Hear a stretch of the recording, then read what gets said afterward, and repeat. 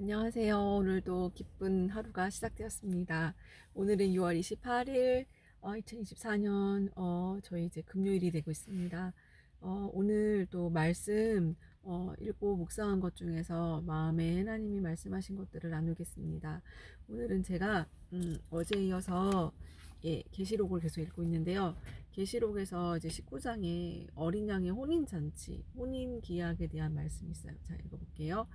계시록 19장 7절에서 8절 말씀. 어린 양의 혼인 기약이 이르렀고 그 아내가 예비하였으니 그에게 허락하사 빛나고 깨끗한 세마포를 입게 하셨은즉 이 세마포는 성도들의 옳은 행실이로다.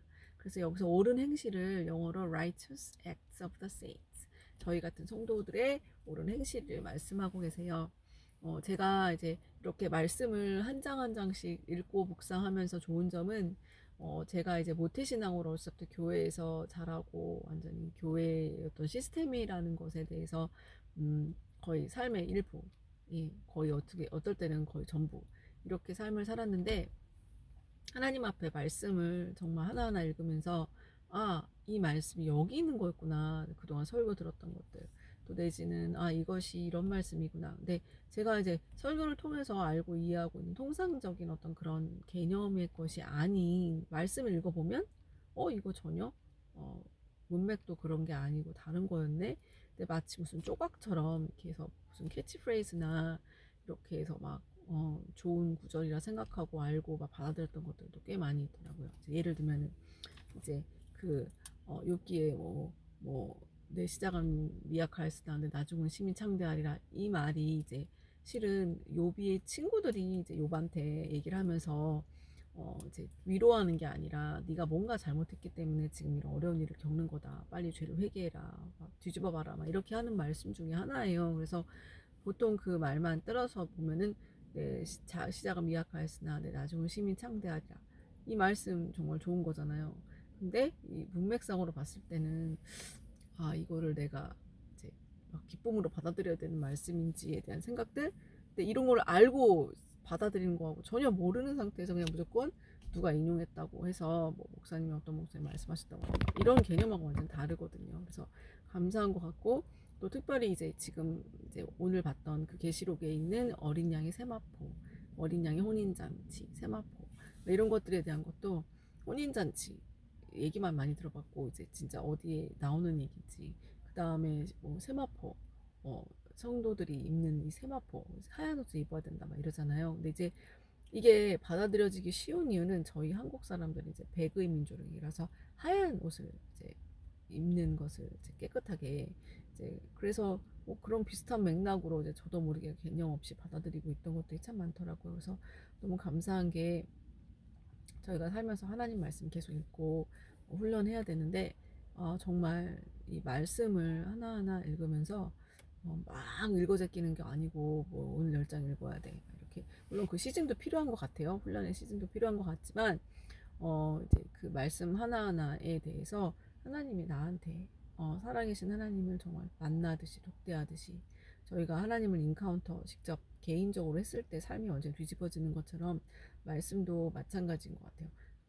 그 예수님, 말씀 되신 예수님을 내가 이제 하나씩 하나씩 직접 그 말씀 단어, 구절, 그 어떤 이런 말씀 전체가 저한테 직접 이렇게 왔을 때에 인카운터하는 그런 거는 이제 목사님의 설교나 뭐 이렇게 사람들이 성경 공부를 통해서 듣는 거하고는 차원이 정말 깊고, 어떤 그런 개인적으로 말씀하시는 삶에 이제 적용되거나 하는 레벨들이 많이 다른 거라는 생각이 들어서, 꼭 하나님과 함께 따로 시간을 갖는 것 중요한 것처럼 말씀도 꼭 따로 뭐 누구의 커멘터리, 누구의 뭐 주석 이런 거 없이 그냥 직접 정말로 그냥 아주 날 것처럼 나에게 직접 나의 상황과 나의 수준과 나의 개인적인 어떤 그러한 삶 가운데서 생활적으로 직접 지금 내가 있는 처해는 where I am at, 이 자리에서 만나주시는 하나님의 말씀을 만나는 것이 참 중요한 것 같아요. 그래서 여기에 보면은 성도들의 행실이라고 생각했는데 저한테 주시는 생각이 이제 몇 가지가 있었어요. 근데 그 중에 하나가 이거였어요. 제가 이제 이 사도적 교회, 그다음 예언적 교회 이런 성령의 어떤 역사가 강한 이런 것을 제가 보면서 그런 것들을 통해서 그전에는 이제 계속 이제 보수적인 어떤 신앙 교회에서 자라면서 제가 이제 봤을 때 어, 이것들이 이제 제 마음 가운데 이 새롭게 많이 와닿으면서 어떤 면에서는 제가 무분별하게 막 정말 무조건 이게 다 좋은 거야, 막 무조건 이게 다야, 난 그동안 전혀 모르고 있었던 어떠한 것을 진짜 진리를 찾았어, 이렇게 무조건 막 받아들이는 부분들이 많이 있었는데 지금은 이제 그걸 필터하는 시간들을 보내고 있잖아요. 근데 하나님이 참 이 마음을 중요하게 생각하시기도 하지만 행동도 중요하게 생각하신다는 것을 요즘 많이 느껴요. 왜냐면 제가 이제 보수적인 교회에서 이제 그분들의 장점이 정말 충성됨이에요. 정말 그 일관성이 있어요. 컨시스턴시, 그다음 충성됨. 그런 거는 정말 예언적 교회, 사도적 교회가 따라갈 수가 없는 것 같아요. 물론 사도적 교회에서 행동하는 걸 중요하게 생각하긴 하지만 하나님이 말씀하시는 작지만 어떤 그런 작은 것에 충성하는 것들, 근데 그거를 아주 일괄적으로 아주 그냥 정말 그 매일 매일 매일 정말 성실함에 대해서 제가 많이 생각하게 돼요. 아, 성실함에 대해서 하나님이 참 많이 그 점수를 주시는구나, 크레딧을 주시는구나. 그리고 이제 저희가 이제 그 체인저 리더십 훈련할 때 충성됨이 그 사자의 리더십으로 나오거든요. 하나님이 우리에게 사람을 쓰실 때 충성됨을 보고 쓰신다는 거에 대해서 제가 말씀 여러 군데 통해서 지금 많이 이렇게 컨펌을 받는 거예요. 제 개인적으로 하나님이 여기에 보면은 행실, 행동 중요해요. 그리고 이제 제가 어제 그 말씀드린 그 전도사님이 영혼 몸에 대한 그런 영혼 육에 대한 어떤 그 현재 지금 혼을 구원을 이루어 나간다라는 그런 개념 때문에 지금 뭔가 잘못되어 있는 어떤 그러한 것들에 대해서 어떤 그 말씀하시는 것을 들으시면서 이 얘기를 하시더라고요. 영도 나고 혼도 나고 육도 나라는 거예요. 그래서 뭐 거짓자니 뭐 혼의 구원을 일어나 이런 것들 가운데 있어서 제가 받아들여지는 부분은 이거예요.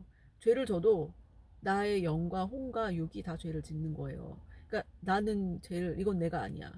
이게 저도 제가 받아들일 수 없는 부분이었는데 그냥 하나님이 나를 보실 때 육도 나고 그리고 혼도 나고 그리고 이제 영도 난 거예요. 그래서 하나님이 영을 구원하셨기 때문에 나는 혼은 뭐 영을 혼의 구원을 이루어 나가면서 영은 절대로 뭐 지옥에 갈 수가 없고 한 번 구원받았기 때문에 뭐 이런 것들에 대한 생각들이 많이 지금 제가 주님 앞에서 많은 것들에 대해서 제가 이제 신학자나 뭐 이렇게 뭐 이렇게 다른 분들하고 뭐 디베이트를 한다던가 논쟁을 한다거나 아니면 뭐 구절을 가져다가 대고서 막 증거를 들이대고 막 이렇게 제가 디스커션을 할 수 있는 그런 상황은 아니지만 그냥 제 마음 가운데 하나님 주시는 마음은 어 제가 하나님이 제 마음 가운데 생각한 것들 그리고 제가 품는 것들 그 죄라고 말씀하신 것들에 대해서 내가 회개해야 되는 거구나.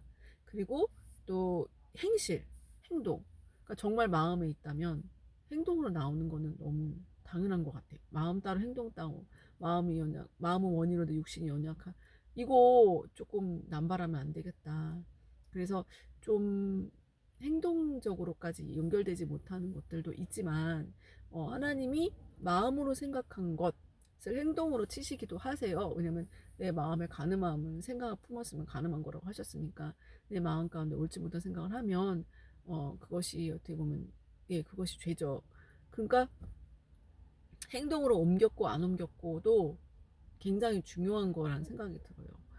왜냐하면 행동으로 옮기지 않았을 때에 정말 그 죄에 대한 파급이 정말 줄어든다든가 아니면은 어떠한 것들이 이제 마음 가운데 들어왔을 때, 그러니까 그거 같아요. 마음 가운데 들어왔을 때 내가 어떤 의도를 가지고 그 마음을 붙잡았을 때는 행동한 거랑 마찬가지라는 생각이 들고 마음 가운데 어떤 생각들이 들어오거나 했을 때 제가 그것을 이제 말씀의 그 필터로 걸러서 거절하면 그게 죄로 남지 않는다는 생각이 들어요.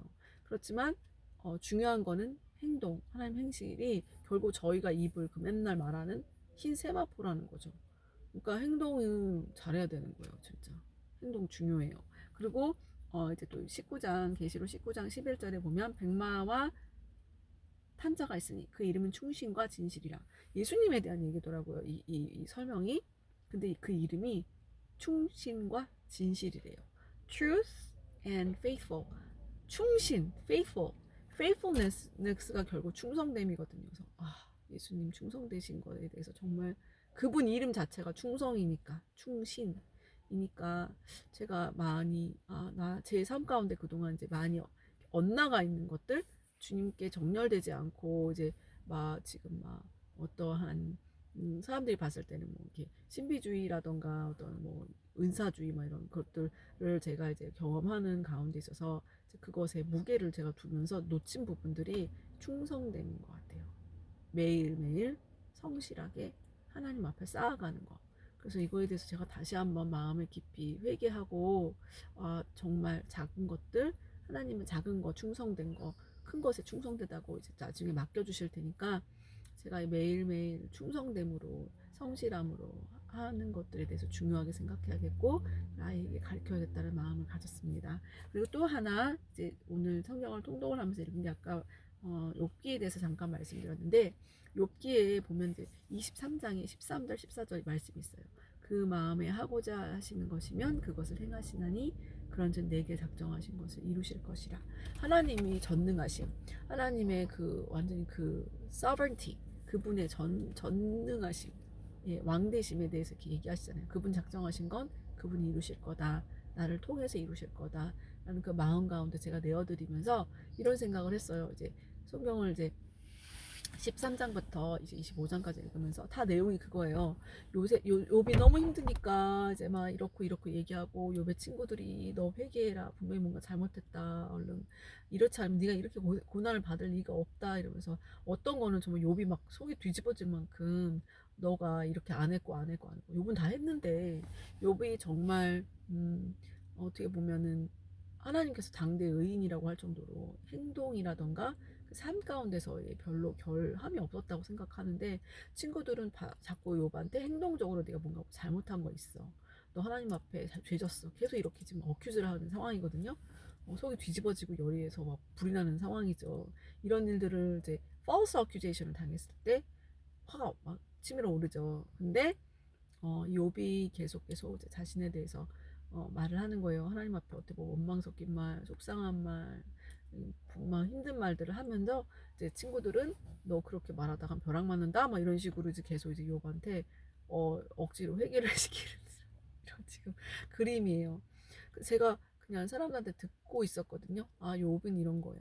제가 실질적으로 하나하나 이 제가 말씀 읽으면서 저한테 이 읽으면서 주시는 마음이 이거였어요. 왜냐면 욥이 그 전에 하나님 앞에 인정받는 자였고 의로운 자였고 정말 욥이 뭐 어떠한 특별하게 뭐 어떤 목사님의 말대로 욥이 그 마음 가운데 자녀들에게 뭐 자녀들이 뭐 생일 파티 하고 이랬을 때 하나씩 불러다가 나 혹시 죄졌을까 얘네들에 대해서 뭐 번제 드렸던 것이 그 마음에 옳지 않은 어떤 그런 하나님에 대한 마음이었다 이렇게 얘기하시는데 저는 그게 억지로 쥐어짜는 거 말고 진짜 이런 마음이 들었어요.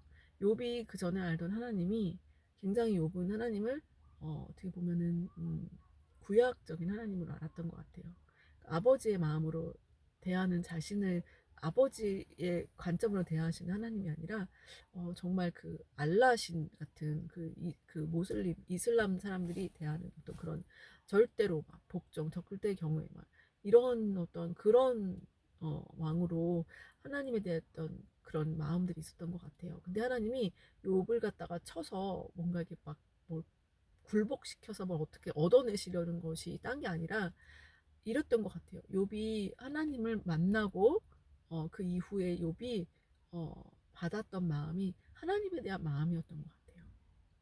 그래서 욥이 하나님을 직접 대면하고 났을 때의 그 마음이 우리 하나님에 대한 그 오해 있죠.